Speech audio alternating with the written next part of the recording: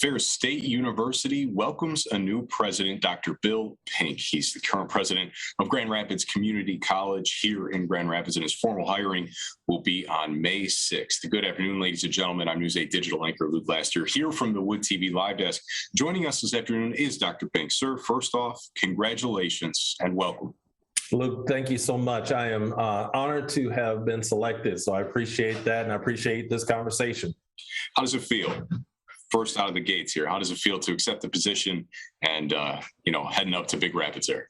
Yeah, so we're a little over 24 hours out from that announcement yesterday. And the first thing I was reminded of and should have thought of is that you should never leave your phone in your pocket when you are in an event like that where you're being announced as the next president, because as the event is going on, your leg is vibrating tremendously with text messages and phone calls.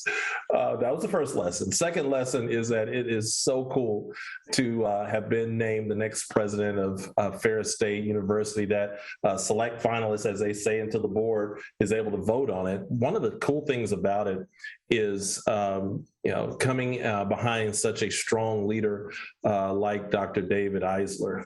Dr. Eisler and I have had a relationship for years now since I've been in this position, and he is one of those people who has always been willing to talk, willing to commiserate, willing to do anything for us, for my presidency, for our college, and for our region. And so it is, as I've said, I'm not attempting to fill his shoes. I believe in getting my own shoes and doing what I can with my own, and leaving someone else's alone because of the good work that he has done. And so it's exciting in that way, Luke, because of the work that I get to get my arms wrapped around in Big Rapids. I wanted to ask about that relationship with Mr. Eisler there. He's been in that role since 2003. Now that 24 hours or so has gone by since that announcement, have you guys had a chance to share a phone call or anything in person? Yeah. So yesterday afternoon, after a lot of the fanfare and things were over with in Big Rapids, Dave and I were able to meet and sit down in his office and just kind of debrief the day. And what's so indicative of him and not surprising is not only at that conversation, but even in two emails that I've received from him today, was his offer of anything he can do to help in the transition of with these positions. To me, that's not surprising from him. That's just the kind of person he is. And one of the reasons why he's such a respected person in this community, in this region, and as far as our nation is concerned. So yeah, we've had some really good conversations, had great ones before, have had some really good connections here after, and I expect that'll last for some time to come. I'm sure there's many, but if you could share maybe one or two of the things that you're looking forward to most in this new role. Oh gosh, how long do you have?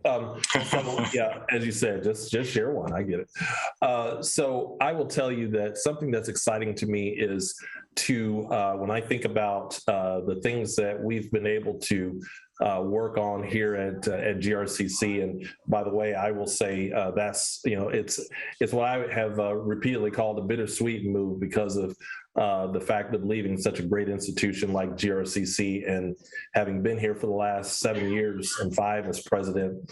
The relationships you develop here and all the things that happen here have been tremendous for me and my family. That's one of the nice things about, you hear GRCC and you think about an institution, but really GRCC is a whole bunch of people who do a really good work at this work of advancing our community. So that's what I'll say I'll miss. One of the things I'm really looking forward to in that regard is how we at Ferris State at that point start developing even more of a footprint with our community college partners.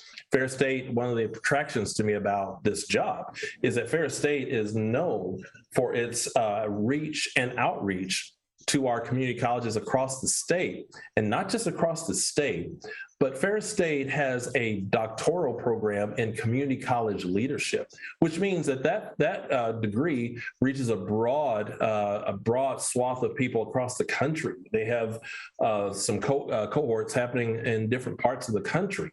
And so the work that Ferris State does in reaching community colleges and reaching students from community colleges, bringing them into the campus at Big Rapids, or even in many cases like we have here in Grand Rapids, the remote campus we have right here on our campus, Ferris State classes that happen right here. Someone can be a student at GRCC in some of those specific programs, finish an associate degree with us, bachelor's degree with Ferris State, and never leave Grand Rapids. And so for me, Luke, it means that we can look at how we work on, expand, and really look at how we become an even stronger entity of what I would say professional development and development of community college leaders now and in the future nationally. So to me, I really want to get my arms wrapped around that to see how we continue and can advance that work. You mentioned you've been president of GRCC since 2017. You called it a bittersweet move. What is something you can take from that role with GRCC out to Big Rapids with you?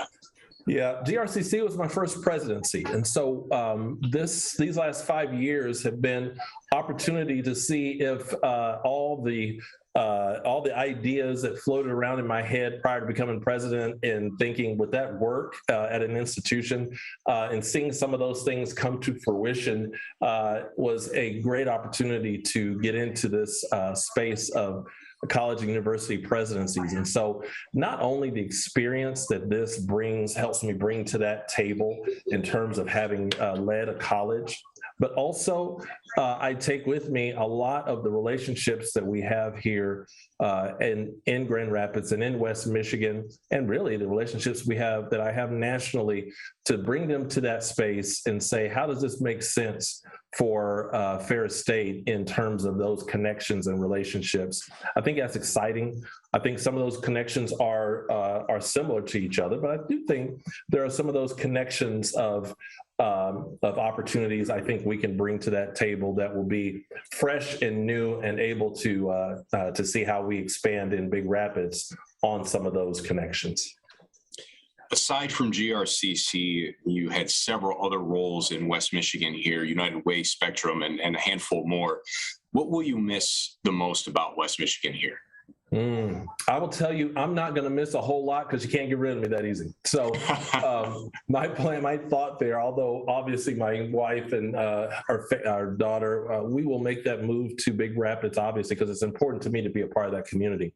But it's also important to me that with the work that Ferris State does here in Grand Rapids, it's important to me that our presence as an institution be not only strong, but that we actually advance that presence, advance that footprint. That doesn't just happen by me saying it and it happens.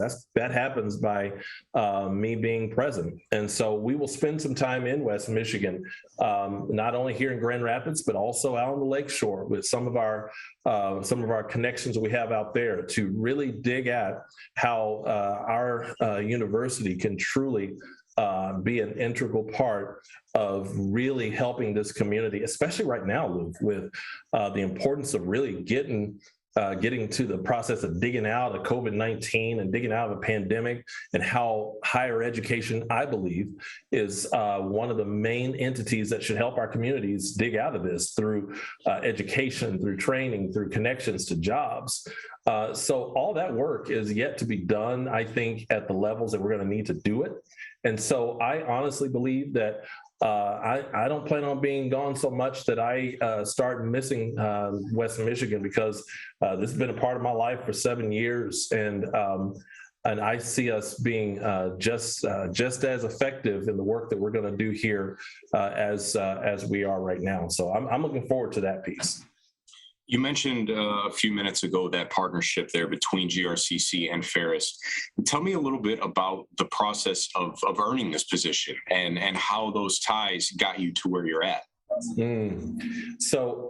I think the connection was strong, and here's how it's gonna play itself, I believe, to be helpful to this position, and that is by virtue of being in West Michigan for this time period and at work at GRCC, where we have such a strong connection to Ferris State. One of the advantages that I have walking into this role is that there's not just a whole lot of getting up to speed, mainly because we've been here and we've been in this work and we've partnered with Ferris State on various things.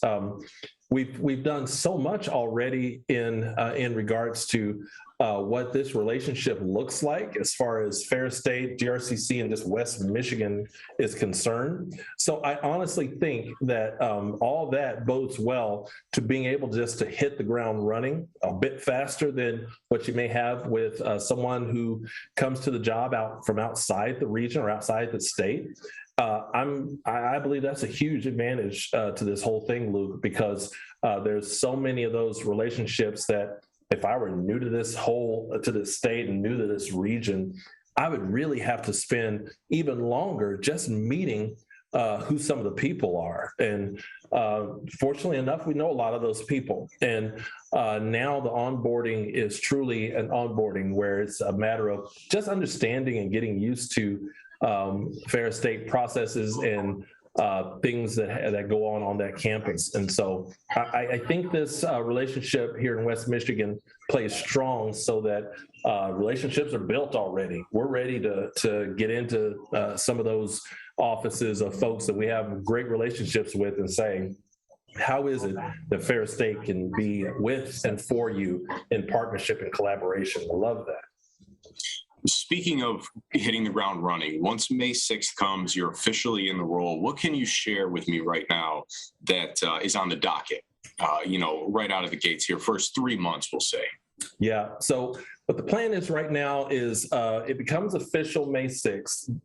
Dr. Eisler will be there till early July. And so I'll be here at GRCC up until pretty close to midsummer. And when that happens, my plan is, and it sounds so cliche-ish because we say this often about the fact of, I just need to go on a listening tour. Well, there's a lot to be said for that, Luke. I think that is the very thing that I told the board when at Ferris State, when they said, because they asked that same question, really, what do you plan on doing? What's the first thing? And my first thing is to truly spend time talking to people on campus, talking to people who are on some of the satellite campuses, talking to the people of Big Rapids, the people in that community. I want to find out what's that whole sense of culture? What does that look like? What are their aspirations when it comes to Ferris State? Where do they see the university going? Where do they want to see the university going? What part do they want to play in that? It is so important to get arms wrapped around that from a perspective of just getting out, meeting people, and listening to what they have to say. That to me is job one. Dr. Pink, we really appreciate your time. Anything else that you'd like to add or put out there? Yeah, you actually gave me great opportunities to say it. The two things that I'm just always wanting to reiterate, aside from just my appreciation to the Board of Trustees of Ferris State and putting their trust in me, but also my appreciation for our GRCC family, from the board to the faculty, staff, students, administration, alumni, partners. To me, I want to make sure they know how appreciative I am and how much I truly love the GRCC family, and that I consider myself a Raider even after I leave here. That to me is important. And then the second thing is, as I mentioned before, appreciation to the Ferris State family and to Dr. Eisler for the work he's done for that institution in this region. That to me, those are the most important things walking into this job. Ladies and gentlemen, if you tuned into the stream maybe halfway through or just now clicking in, there's a link attached to it. It'll take you over to woodtv.com. You're able to see our full conversation there. Dr. Pink, thank you for your time. We really appreciate you.